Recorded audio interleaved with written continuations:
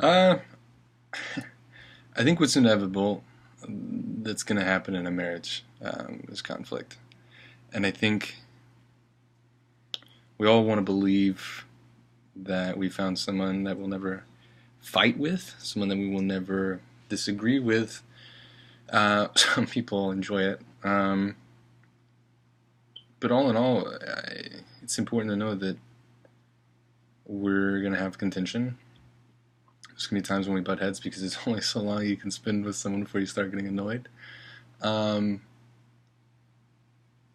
but resolving that conflict is super important, and be able to find someone that you can resolve conflict with easily is super important, and it's super hard to find in someone. But before you find it in someone else, obviously you have to work on yourself, which is what this was all about. Is consecrating ourselves, right? So making ourselves more susceptible to humility and selflessness, because there's going to be times when we're wrong. There's going to be times where we're going to get in arguments, and then we suddenly come to the realization we're wrong. Sometimes we will be right, and that is more important to be humble with, is when we're right, we know we're right, and we're still fighting. We got to just kind of bear down and get over it.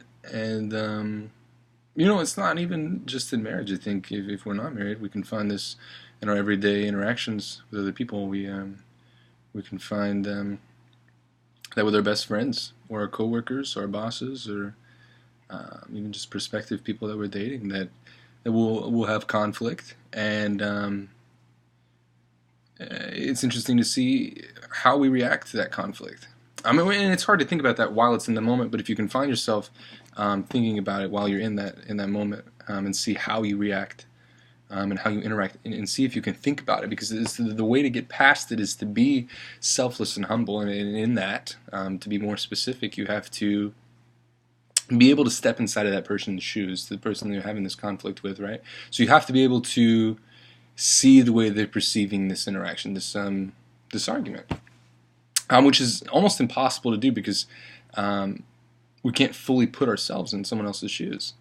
But the closer we can get, the closer we can understand why we're even fighting in the first place, right? So when we're fighting with someone, if we can get as close as we can to understanding why they're fighting with us, why they disagree with us, or why they're angry with us, then we can find an answer to it. We can find resolution, whether it be some sort of restitution and someone doing something to make it better, or just kind of understanding what the truth is.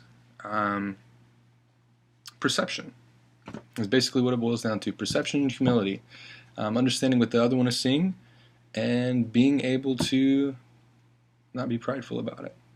And then we can always get past our conflict easily and effectively.